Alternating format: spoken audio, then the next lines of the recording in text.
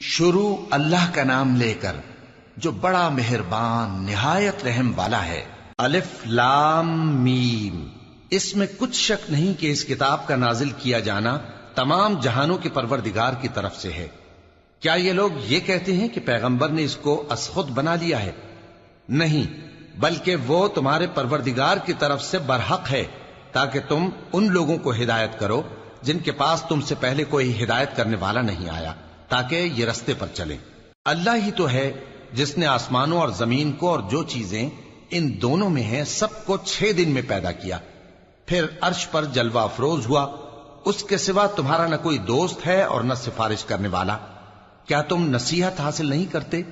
وہی آسمان سے زمین تک کے ہر کام کا انتظام کرتا ہے، پھر ہر کام ایک روز جس کی مقدار تمہارے شمار کے مطابق 1000 برس ہوگی اس کی طرف رجوع کرے گا۔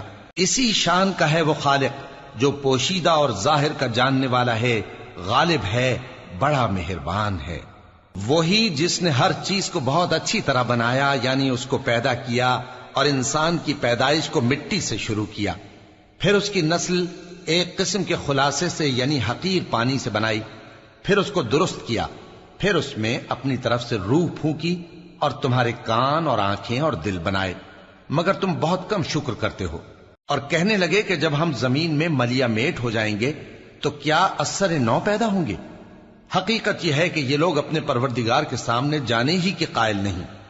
کہہ دو کہ موت کا فرشتہ جو تم پر مقرر کیا گیا ہے تمہاری روحیں قبض کر لیتا ہے، پھر تم اپنے پروردگار کی طرف لوٹائے جاؤ گے، اور تم تعجب کرو جب دیکھو کہ گناہگار اپنے پروردگار کے سامنے سر جھکائے ہوں گے اور کہیں گے کہ اے ہمارے پروردگار، ہم نے دیکھ لیا اور سن لیا، تو ہم کو دنیا میں واپس بھیج دے کہ نیک عمل کریں، بے شک ہم یقین کرنے والے ہیں۔ اور اگر ہم چاہتے تو ہر شخص کو ہدایت دے دیتے، لیکن میری طرف سے یہ بات قرار پا چکی ہے کہ میں دوزخ کو جنوں اور انسانوں سب سے بھر دوں گا، سو اب آگ کے مزے چکھو، اس لیے کہ تم نے اس دن کے آنے کو بھلا رکھا تھا۔ آج ہم نے بھی تمہیں بھلا دیا ہے، اور جو کام تم کرتے تھے ان کی سزا میں ہمیشہ کے عذاب کے مزے چکتے رہو۔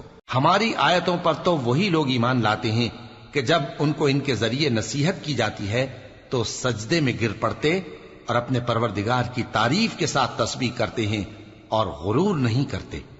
ان کے پہلو بچھونوں سے الگ رہتے ہیں، اس حال میں کہ وہ اپنے پروردگار کو خوف اور امید سے پکارتے اور جو کچھ ہم نے ان کو دیا ہے اس میں سے خرچ کرتے ہیں۔ سو کوئی شخص نہیں جانتا کہ ان کے لیے کیسی آنکھوں کی ٹھنڈک چھپا کر رکھی گئی ہے، یہ ان اعمال کا صلہ ہے جو وہ کرتے تھے۔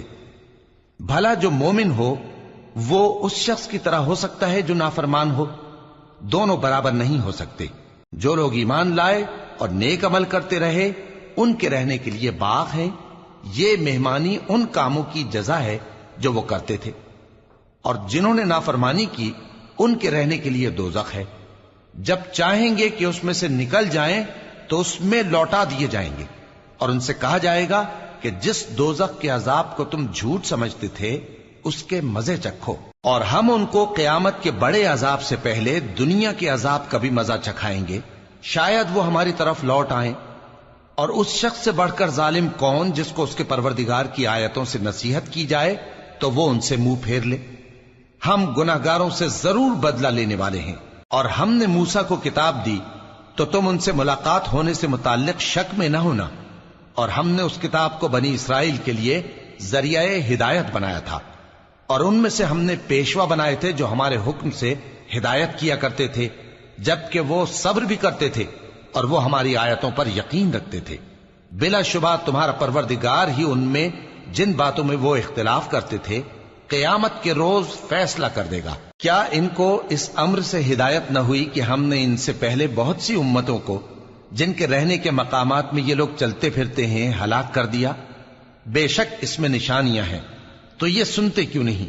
کیا انہوں نے نہیں دیکھا کہ ہم بنجر زمین کی طرف پانی رواں کرتے ہیں، پھر اس سے کھیتی پیدا کرتے ہیں جس میں سے ان کے چوپائے بھی کھاتے ہیں اور یہ خود بھی کھاتے ہیں، تو یہ دیکھتے کیوں نہیں؟